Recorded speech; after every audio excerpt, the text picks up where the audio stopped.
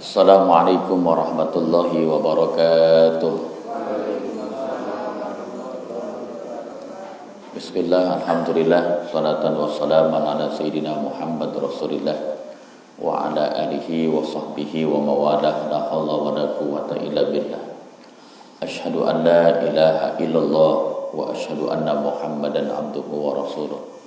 Allahumma salli wa sallim ala sayyidina wa nabiyyina wa syafi'ina wa maulana Muhammadin wa ala alihi wa sahbihi ajma'in, amma ba'du. Yang kami hormati pun Allah muliakan segenap pengurus Dewan Kemakmuran Shalah Nurul Falah, Bapak Ustaz Dwi beserta staf dan jajaran Al-Mukarram Bapak Ustaz Syafi'i, bapak-bapak, ibu-ibu yang dirahmati Allah. Puji serta syukur mari sama-sama kita panjatkan kehadirat Allah Subhanahu wa taala. Teriring salawat dan salam senantiasa Allah limpahkan, Allah curahkan kepada baginda Nabi besar Muhammad sallallahu alaihi wasallam, kepada para sahabatnya, keluarganya, kita termasuk pengikutnya. Mudah-mudahan kita semua mendapatkan syafaatul uzma yang besar dari Nabi kita, Nabi besar Muhammad sallallahu alaihi wasallam. Bapak Ibu yang dirahmati Allah, kita lanjutkan pengajian kita, bahasan tentang tafsir Yasin. Pada pagi hari ini sudah masuk ke ayat yang ke-9. Kita baca bareng-bareng. A'udzu billahi minasyaitonir rajim. Bismillahirrahmanirrahim. Wa ja'alna min baini aydihim saddan wa min khalfihim saddan fa aghshaynahum fahum la yubsirun. Shadaqallahul azim. Hafalkan ya? Ini ayat ke-9 hafalkan ya? Wa ja'alna min baini aydihim saddan wa min khalfihim saddan fa aghshaynahum fahum la yubsirun. Kenapa saya bilang apa kagak? Sebab ini bakalan bisa buat amalan kita. Amalannya apa? Nih kita bahas sama-sama. Jadi kalau ada ibaratnya, kalau ada musuh, kalau ada orang jahat ngadapin kita, kita bacain aja ayat ini, ayat ke-9. Insya Allah musuh kagak bakal ngelihat kita, buta dia. Minimal kalau mencoba, kalau ada razia polisi nih, ada razia dari jauh ya, dari jauh razia, baca aja. Wa ja'alna min baini aydihim saddan wa min khalfihim saddan fa aghshaynahum fahum la yubsirun. Insya Allah kena. Insya Allah. Tapi kadang-kadang kena, kadang-kadang kagak gitu. Kan saya nyoba juga, makanya saya ngomong saya nyoba gitu.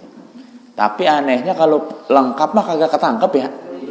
Kalau lengkap, kita udah pengen banget ketangkep, orang ketangkep. Tahu kalau giliran kagak lengkap mah, tahu banyak begitu. Apa maksud daripada asbabun nuzul turunnya surat Yasin ayat ke-9 ini yang sudah kita baca bareng-bareng? Nuzilat hadhil ayat fi riwayatin fi haqqi Abi Jahal wa sahibihi min Bani Mahzum. Dalam satu riwayat, ayat ke-9 ini turun terkait peristiwa tentang Abu Jahal dan sahabatnya dari keturunan Bani Mahzum. Ada apa? Yang kita ketahui Bapak Ibu yang dirahmati Allah, Abu Jahal ini merupakan salah satu suku Quraisy, masih kerabat Nabi yang amat dengki sama Rasulullah sallallahu alaihi wasallam. Ini Abu Jahal.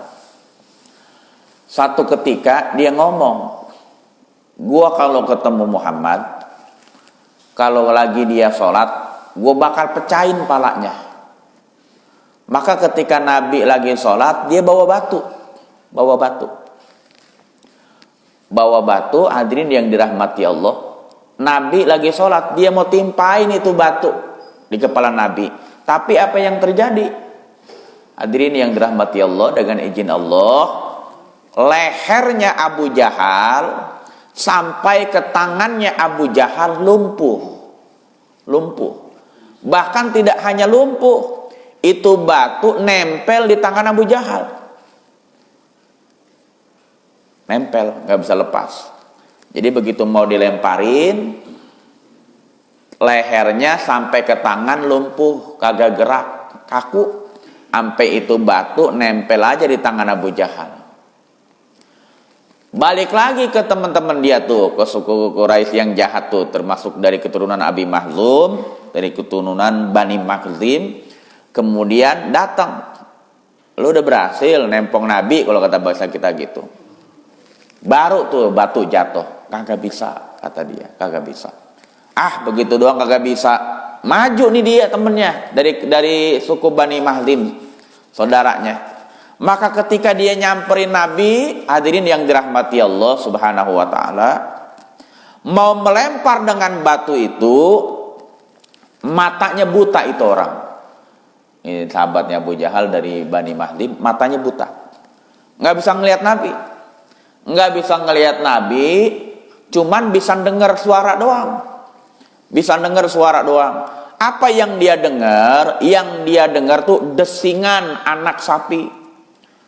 Yang kedengarannya lagi marah, yang kedengarannya lagi ngamuk. Kalau kata dia, kalau gue lanjutin bisa diterkam gue nih, bisa ditendang sama anak sapi nih. Maka dia kemudian balik lagi, buta masih dalam keadaan. Baru ditanya sama teman-temannya, berhasil kagak mau nempong Nabi? Kagak berhasil. Itu di satu riwayat. Di riwayat yang lain dijelaskan, ketika Nabi sedang berada di dekat Ka'bah, orang-orang kafir Quraisy bersepakat. Apa kata dia? Faqalat Quraisyun ta'ala na'khuzu Muhammadan ma'a ashabi wa nazhabu bihim ila jabali Abi Kubais. Itu Nabi lagi kumpul-kumpul sama teman-temannya dekat Ka'bah. Bagaimana kalau kita tangkap? Bagaimana kalau kita ringkus? Kita bawa ke gunung Abi Kubais. Di sono di gunung Abi Kubais kan gak ada yang tahu tuh. Nah di situ tuh kita jahatin mereka. Kalau yang kagak ngikut Nabi kita bebasin. Tapi kalau yang ngikut Nabi langsung aja kita binasakan mereka. Itu kata orang kafir. Tetapi ketika itu orang kafir ingin mendekati Nabi, Allah Subhanahu wa taala menjadikan di depan mereka dinding, di belakang mereka juga dinding. Itu yang tadi, wa ja'alna min baini aidihim saddaw wa min khalfihim saddaw fa agsaynahum fahum la yubsirun. Kami jadikan di depan mereka dinding penghalang, di belakang mereka dinding penghalang. Hadirin yang dirahmati Allah, riwayat ini juga menjelaskan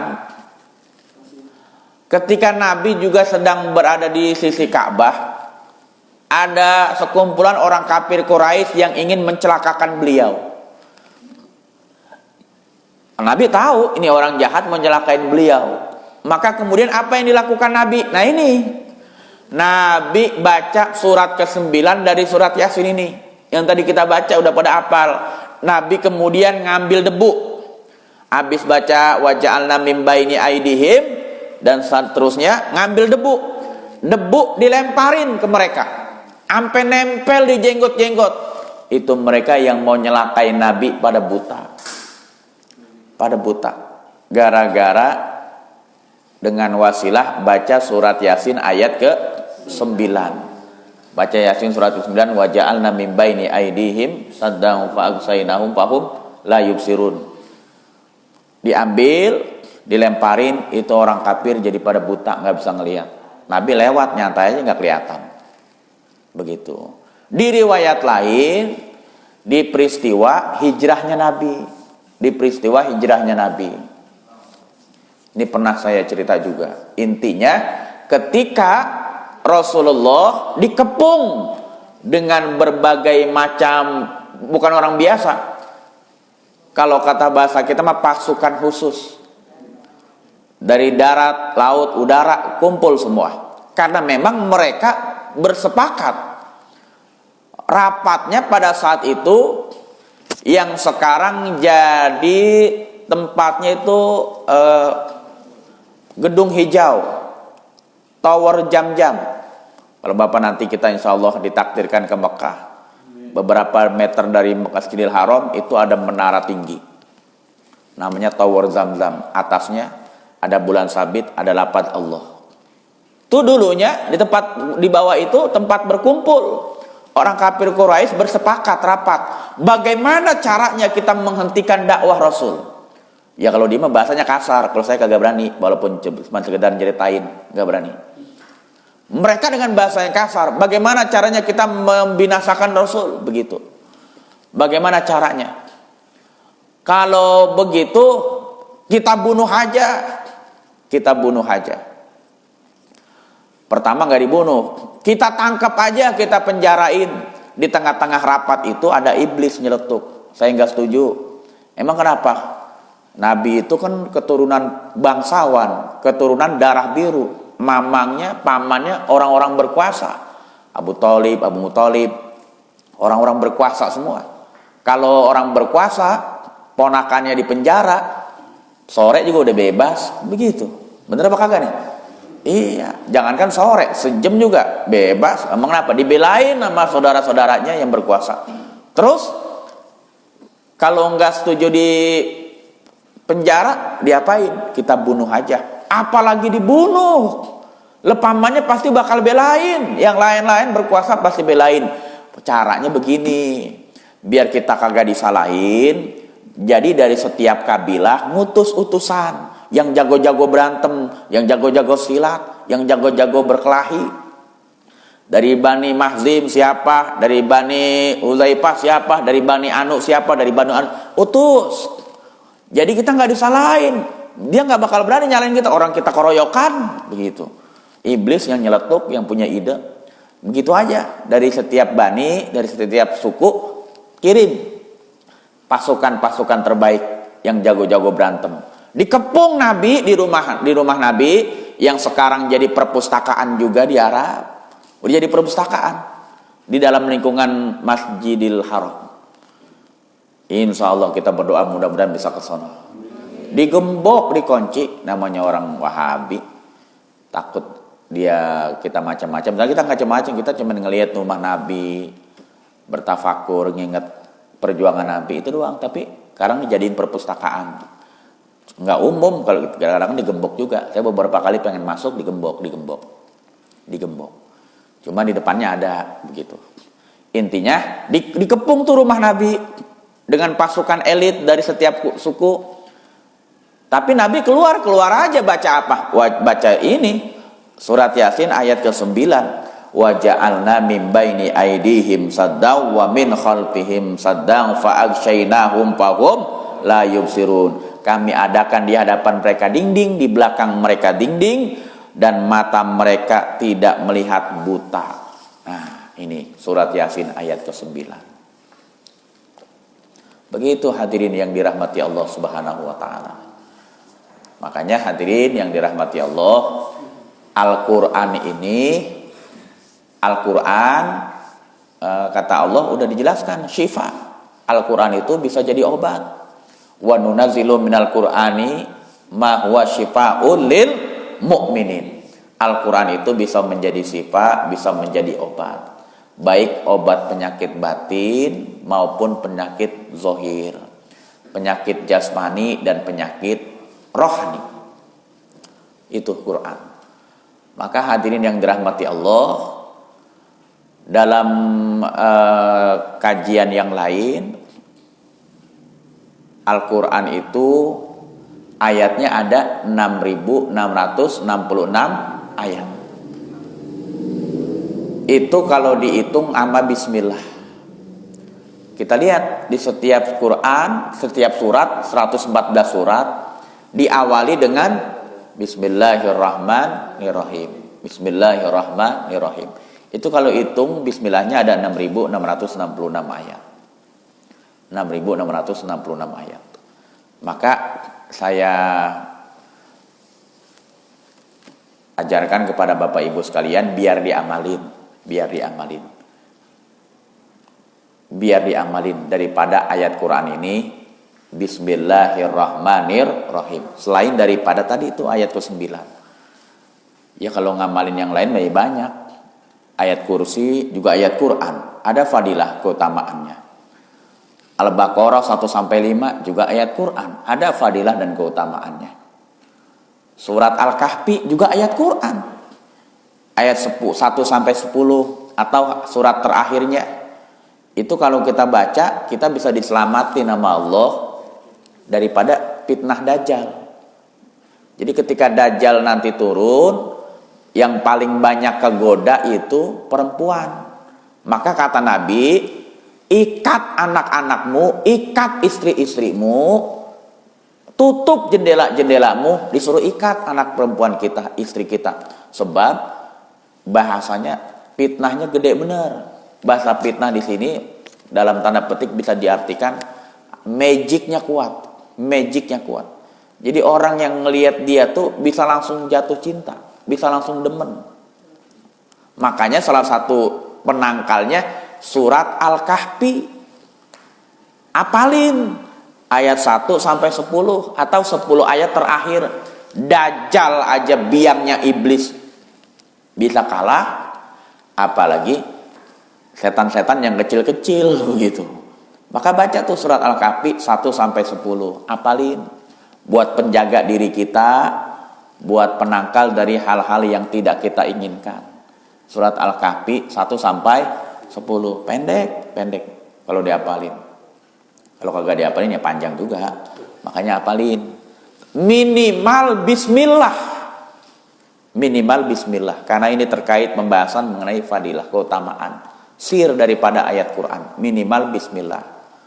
Kullu amrin libalin la yubtada'u bismillahirrahmanirrahim wahwa aqta wa fi riwayatin fahwa aqdar.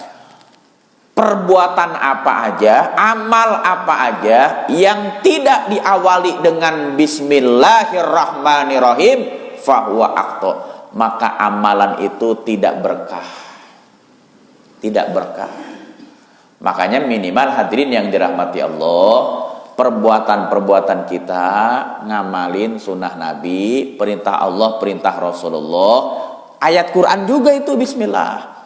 Perbuatan apa aja kita mulai dengan baca bismillahirrahmanirrahim. Mau minum, bismillahirrahmanirrahim, tangan kanan. Mau minum, tangan kanan. Mau keluar musola, bismillah. Keluar musola kaki kanan dulu apa kiri dulu? Kanan dulu apa kiri? Iya, keluar. Kita keluar, kita udah masuk tadi. Keluar kiri apa kanan? Ini kagak kompak begini lah ya.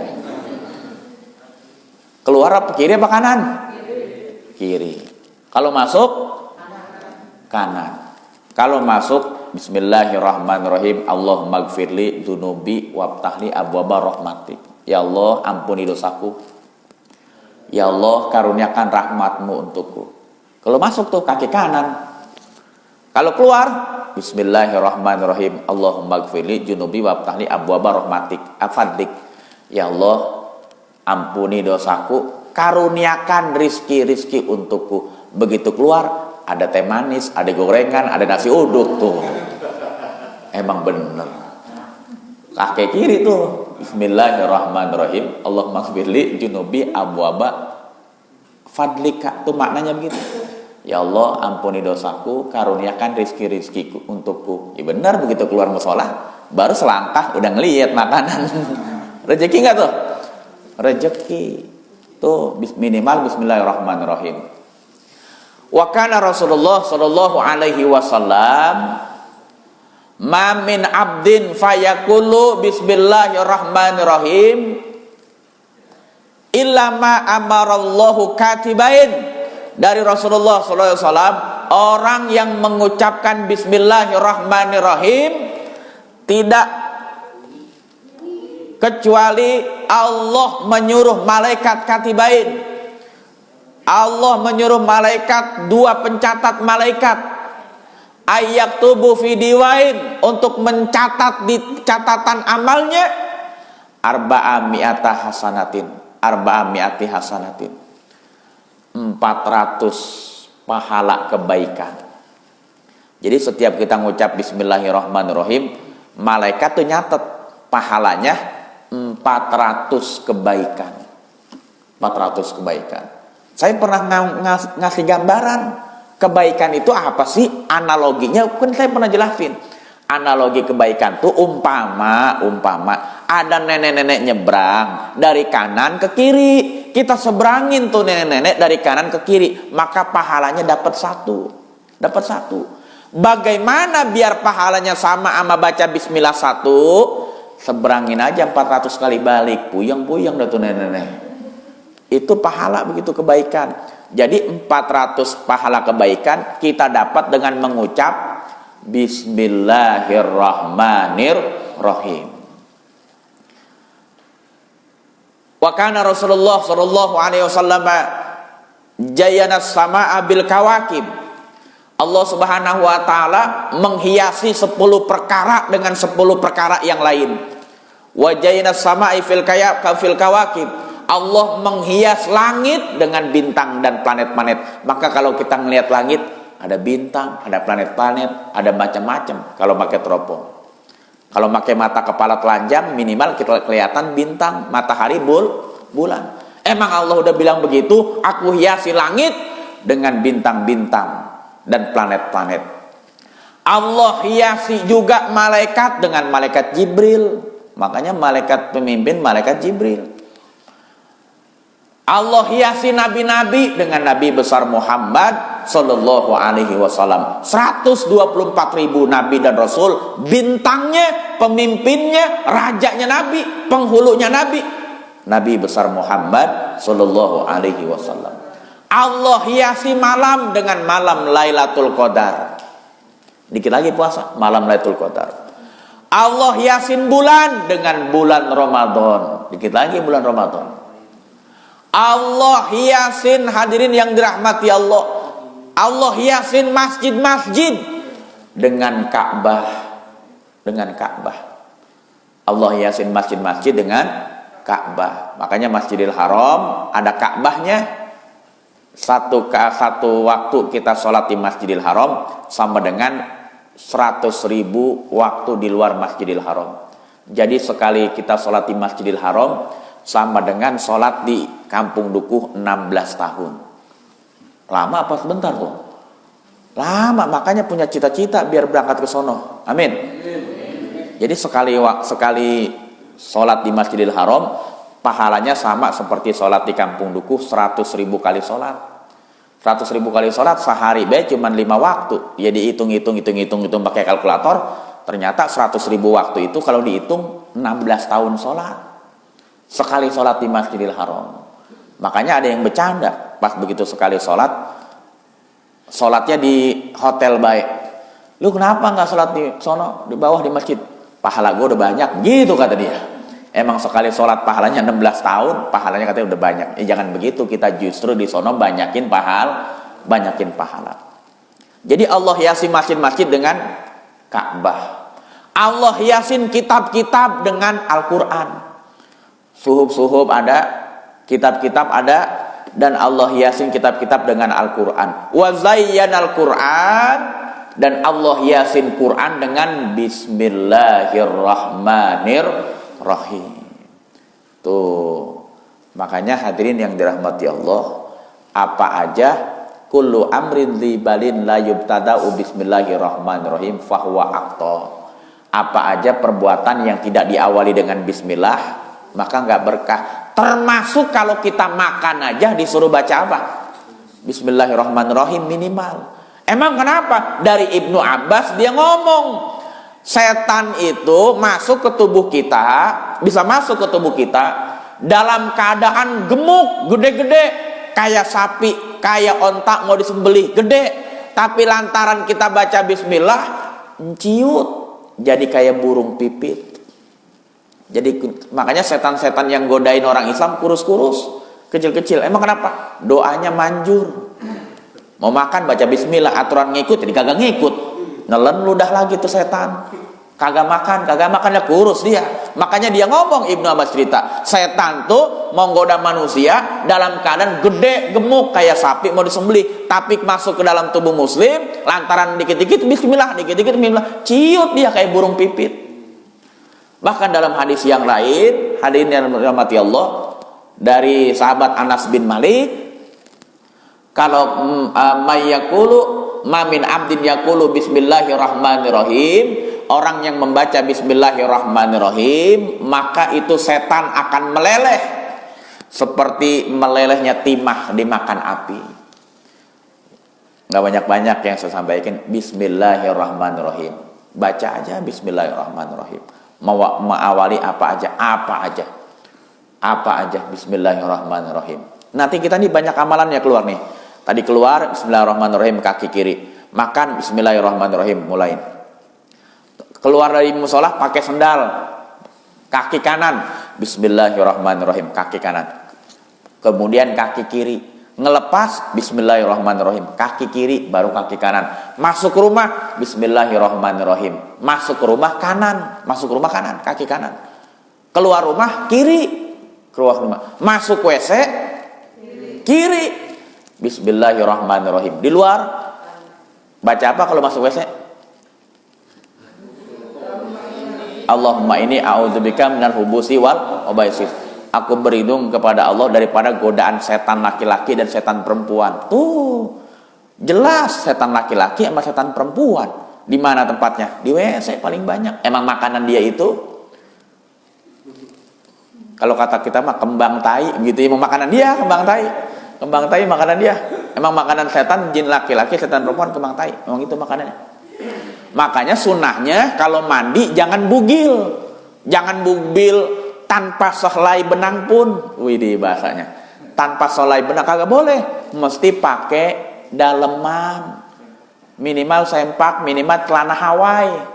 Kalau sempak mungkin agak ribet, kita mohon maaf ya, ceboknya agak ribet. Kalau tanah Hawaii kan longgar, bisa kan masuk longgar. Minimal begitu, minimal pakai daleman, minimal pakai kan kalau ke toilet aja pakai tutup kepala, pakai anduk. Kalau kagak ada anduk, ada nyangkut pakaian, pakai tutup kepala, dibuat tutup kepala. Termasuk kita sholat juga, mohon maaf, pakai tutup kepala. Tutup kepala apa aja, peci tutup kepala.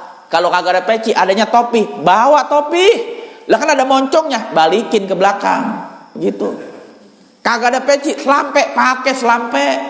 Kagak ada apa-apa, kayak tutup kayak apa aja tutup, sebab kesunahan.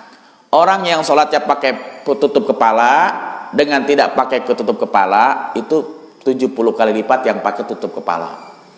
Gambarannya begini, Bapak sholat nanti duha nih 2 rakaat, umpama duha 2 rakaat selama 70 hari nonstop. Hari pertama 2 rakaat, 2 rakaat, 3 sampai ke 70. Ama satu orang duha 2 rakaat pakai peci, pahalanya gedean dia yang sekali pakai peci. Makanya besok-besok pakai tutup kepala bukan peci. Kalau tutup kepala apa aja bisa. Makanya orang Arab kagak pakai peci, orang Arab kagak pakai peci, maksud saya tutup kepala. Kalau orang Arab kan gitu tuh. Bener ya? Tuh pakai begitu, cuman pakai kopiah. Begitu kepala. Kalau orang Indonesia ya begini. Bahkan ini dicintain banget sama orang luar negeri. Sampai peci saya pernah diminta sama orang Pakistan. Diminta sama orang Pakistan. Saya lagi sholat, pala saya dicium-ciumin. Apa maksudnya nih? Oh, minta peci. Ini saya kasih. Nggak ada saya. Punya dia dikasih. Tukeran, foto, cekrek punya teman orang Pakistan. Gara-gara kopiah. Ini kalau kita pakai ke luar negeri, ini jadi ciri khas nih. Jadi ciri khas orang Indonesia. Jadi jamaah haji umroh kalau udah pakai peci hitam, kata orang luar negeri, Soekarno. Kalau sekarang Jokowi begitu. Begitu kita. Maknanya orang Indonesia pakai tutup kepala. Sunnah Nabi. Jadi sholat pakai tutup kepala dengan tidak tutup kepala, mohon maaf 70 kali lipat pahalanya. Alhamdulillah. Pakai entah di rumah, salat sunnah pakai. Itu. Bismillahirrahmanirrahim. Apa aja yang kita awali dengan bismillah, Pak, insya Allah berkah. Insya Allah berkah. Tadi saya udah bilangin, apa aja dimulai dengan bismillahirrahmanirrahim. Karena terkait dengan pembahasan surat ke-9. Kalau surat ke-9 kan bacanya sewaktu-waktu kita. Kalau kepepet lagi ada seperti tadi ada musuh, kita baca aja ini. Minimal kita lemparin debu begitu kan bakalan begitu kita kabur dah bisa. Bener nggak, Tat? Yang kelilipan ya, maknanya begitu. Apalagi kita yakinin wa ja'alna min baini aidihim sadda wa min khalfihim saddan fa agsaynahum fahum la yubsirun. Musuh kita kagak ngelihat. Emang kenapa? Kelilipan.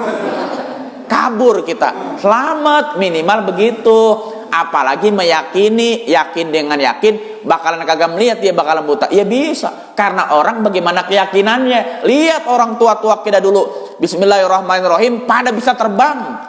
Bismillahirrahmanirrahim ditembak sama penjajah kagak mempan. Jeder. Bismillahirrahmanirrahim. Ternyata ditulis di wapak, di jimat. Lafaz bismillahirrahmanirrahim. Naik ke pagar, nyangkut di pagar. Ditembak, mati. Kan kita nonton filmnya. Pak Damsik pakai jimat, ditembak, juger, nggak mempan. Naik ke pagar, juger, nggak mempan. Turun nyangkut jimatnya. Begitu nyangkut tidak ketembak. Karena dia meyakini jimat. Meyakini jimat, bukan meyakini Allah. Kalau meyakini Allah baca bismillahirrahmanirrahim, insya Allah selamat, kebal. Karena orang berdasarkan keyakinan. Orang dulu baca bismillahirrahmanirrahim aja belepotan tapi manjur-manjur. Coba tanya dalam kitab Tanqiul Qaul dijelasin baca bismillah bisa nyembuhin apa aja. Coba tanya orang-orang pinter, dalam tanda petik orang pinter dukun yang bukan ilmu hitam. Kenapa dukun itu yang suka ramal, suka ini disebut orang hitam? Sebab yang datang orang-orang bego gitu. Makanya disebut orang pintar, karena yang datang orang bego. Mbah, saya minta amalan kaya. Ya mbahnya sendiri miskin. Rumahnya digubuk di kampung pinggir kali. Mana reot lagi minta amalan kaya. Karena yang datang orang bego, yang ditanya orang pintar jadinya. Dalam tanda petik, di kampung-kampung kita ada dukun-dukun beranak, ya kan? Ada orang-orang yang kalau anak kita puyeng, kita minta doa sama dia. Itu apa yang dibaca? Bismillahirrahmanirrahim. Bismillahirrahmanirrahim hurufnya 19. Di kajian yang lalu kita udah bahas di neraka ada malaikat Jabaniyah, jumlahnya 19. Maka kata Nabi, orang yang baca bismillahirrahmanirrahim bakal diselamatin dari malaikat Jabaniyah. Malaikat Jabaniyah itu malaikat Malik, penjaga pintu neraka yang serem bener. Jumlahnya ada 19. Maka insya Allah kita dakwin baca bismillah bakal terhindar dari malaikat Jabaniyah. Maknanya kagak masuk neraka. Itu begitu minimal. Maka hadirin yang dirahmati Allah, ini saja yang bisa saya sampaikan terkait surat Yasin ayat ke-9.